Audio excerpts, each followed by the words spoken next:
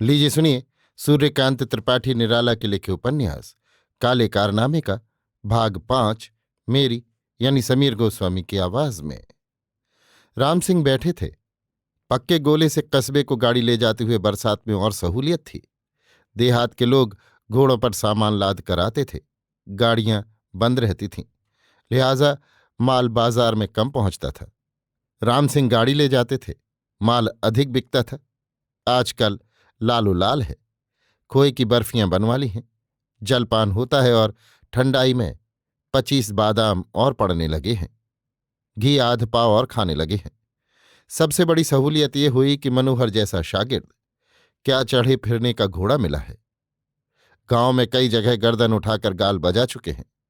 इसी का पानी चढ़ा है। लोग किस किस मनोवृत्ति के होते हैं, इसका फैसला बड़े बड़े दार्शनिक नहीं कर पाए। एक पहलू से उसकी अच्छाई साबित होती है तो दूसरे से बुराई। जिस हद तक राम सिंह को भला आदमी कह सकते हैं, उसी तक बुरा भी। गर्ज कथा है, रूह निकालना पाठक या दर्शक का काम है। आखिर तक एक हासिल होगा ही। अगर किसी गुमराह को समझ की कमी के कारण कुछ का कुछ सूझ जाए तो वो एक उपन्यास का ही प्रकरण होगा, जैसा कि होता जा रहा है। ठंडाई के चढ़ते हरे नशे में राम सिंह आंखें खोल मूंद रहे थे कि जमींदार का सिपाही लट्ठ का बंधा गूला जमीन पर दे मारकर राम सिंह के साधारण जमींदार को साथ लिए बोला, देखिए ठाकुर साहब, राज जमींदार का, भतीजा जमींदार का, आपकी मातहत। राम सिंह के जमींदार को इशारे से बताते हुए, आ रहा है, लड़ाइएगा, भला बुरा जो कहना हो आपकी मार्फत कहिएगा। लड़का है, जैसा उनका वैसा ही आपका, चोट न लगे ख्याल रखिए, सलाम। सिपाही चला गया। राम सिंह ने फिर एक बार आंखें खोली और मूंदी। उनके जमींदार ने ललकार कर पूछा, ज्यादा चढ़ गई क्या? राम सिंह ने लापरवाही से फिर आंखें खोली और मूंदी और तख्त की एक बगल थपकी मारकर बताते हुए कहा, आओ बैठ जाओ। जमींदार यमुना प्रसाद बैठ गए। बड़े जमींदार की झेंप उतारने के लिए कहा, ये शान है। राम सिंह ने भी झेंप उतारी, कहा, कहो तो हम भी जवाब भेज दें। छोटे जमींदार के बाजी हाथ आई, कहा, बस हमारे दरवाजे चले चलो, बात हम यहां न लेंगे। नहीं कहो, ये जमींदार की चौपाल है।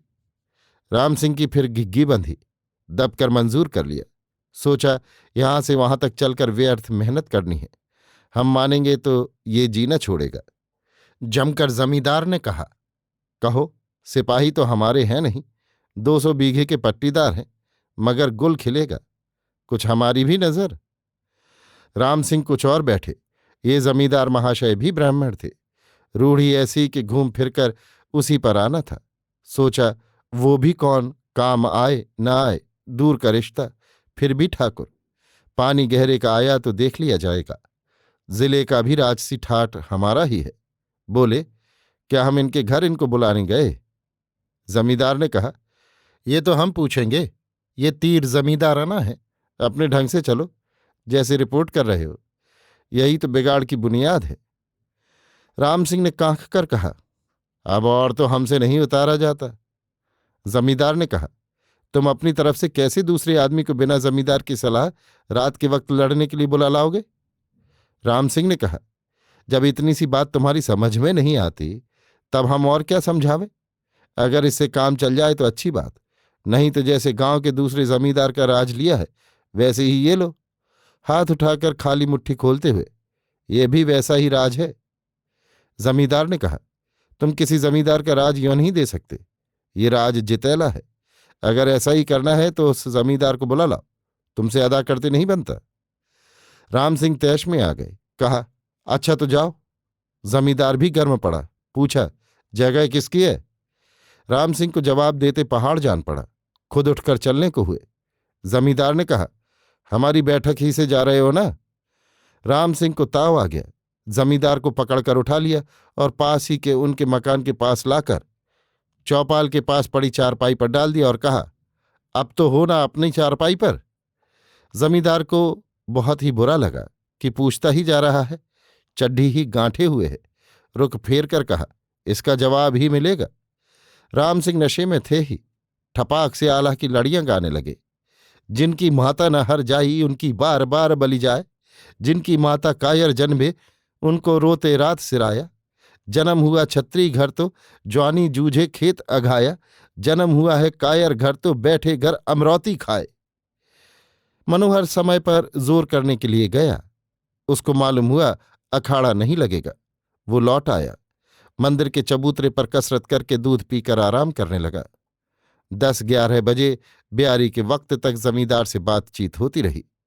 उसकी जबानी ये मालूम करके कि अखाड़ा नहीं लगा, जमींदार चौंके। उनको ये हाल मिल चुका था कि बाजार में मनराखन की मार्फत मनोहर की राम सिंह से भेंट हुई थी। उन्होंने कमर से 25 रुपये निकालकर मनोहर को दिए और कहा, सवेरे रेल से तुम अपने बाप के पास चले जाओ। मकान में हम खबर भिजवा देंगे, देख रेख किए रहेंगे। ये मामला तूल पकड़ेगा। मनोहर ने मंजूर कर लिया। कहा, किसी कारण मेरी कहीं की गैरहाजिरी किसी को खटके तो भी आप समझा दीजिएगा। कोई चिंता न करे, मैं अम्मा की बात भी पूरी करने के प्रयत्न में हूं। जमींदार ने इसका संबंध भी अपने अनुकूल लगाया। अभी आप सुन रहे थे सूर्यकांत त्रिपाठी निराला के लिखे उपन्यास काले कारनामे का भाग 5 मेरी यानी समीर गोस्वामी की आवाज में।